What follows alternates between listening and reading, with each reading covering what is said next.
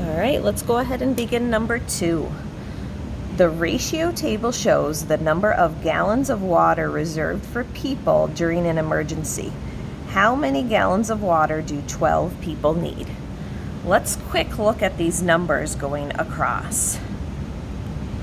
To get from 2 to 3, I notice we are getting bigger. The same is true from 6 to 9 and 8 to 12. That tells me that my answer, how many gallons of water are needed for 12 people, is going to be bigger than 12. Let's go ahead and write some notes down. If I'm starting at 2 and I'm ending at 3, I know I'm getting bigger, so I'm going to multiply to find a pattern. I'm going to find a multiplicative relationship. I don't know what number I'm multiplying by. I've got to do the same for 6 times a number will give me 9. 8 times a number will give me 12. And 12 times that same number will give me the answer, how many gallons of water are needed. All right, so I know 2 times 1 is 2, and 2 times 2 is 4. So once again, I'm going to get a decimal as the consistent number that I'm multiplying by.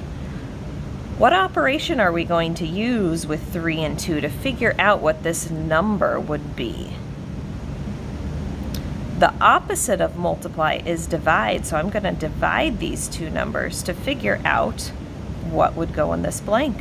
I'm going to take 3 divided by 2. Let's get your calculator ready.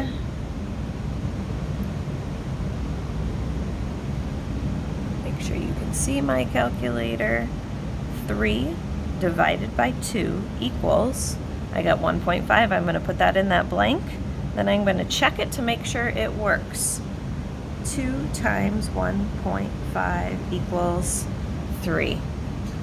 Let's go ahead and try it in the next blank as well to see if it works. 6 times 1.5. Is that equal to 9? It is. I think I found my pattern. 8 times 1.5 is 12. Go ahead and solve for the blank. Let's do the same pattern. 12 times 1.5.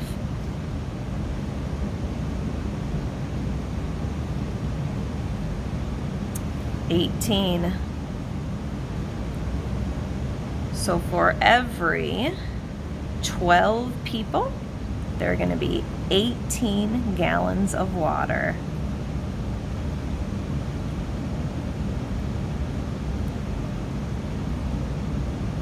Foxat, that is my final answer.